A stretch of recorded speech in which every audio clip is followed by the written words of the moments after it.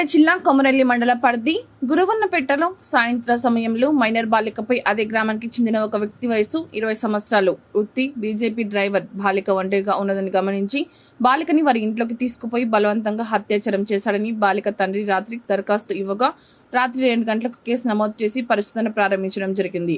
అదే సమయంలో హుటాహుటిన సంఘటన స్థలానికి వెళ్లిన కొమరల్లి పోలీసులు నిందితుడిని అదుపులోకి తీసుకున్నారు. సంఘటన విషయంలో నిందితుడిని విచారించి అరెస్టు చేసి జ్యుడిషియల్ రిమాండ్ కి పంపించడం జరిగింది. బాలికను మెడికల్ ట్రీట్మెంట్ గురించి సిద్దిపేట ప్రభుత్వ ఆసుపత్రికి తరలించి అన్ని రకాల చికిత్సలు చేయించడం జరుగుతోంది. బాధితురాలు మరియు ఆమె తల్లిదండ్రులు స్టేట్మెంట్ రికార్డ్ చేయడం జరిగింది. మైనర్ బాలికపై ఎవరైనా అసభ్యంగా ప్రవర్తించినా, అఘాత్యానికి పాల్పడినా ఫోక్సో మరియు నూతన చట్టాల ప్రకారం కేసు నమోదు చేసి కఠినంగా శిక్షలు అమలు చేయడం జరుగుతుందని తెలియజేశారు.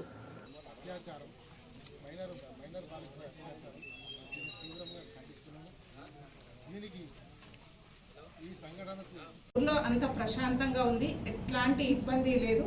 కాబట్టి ఎవరు కూడా ఫాల్స్ రూమర్స్ కానీ ఫాల్స్ న్యూస్ ఏది కూడా నమ్మకూడదు. అండ్ ఎవరు కూడా లా అండ్ ఆర్డర్ చేతిలోకి తీసుకొని యాంటీ సోషల్ యాక్టివిటీస్ ఏవి కూడా చేయొద్దని కోరుకుంటున్నాను. Thank you.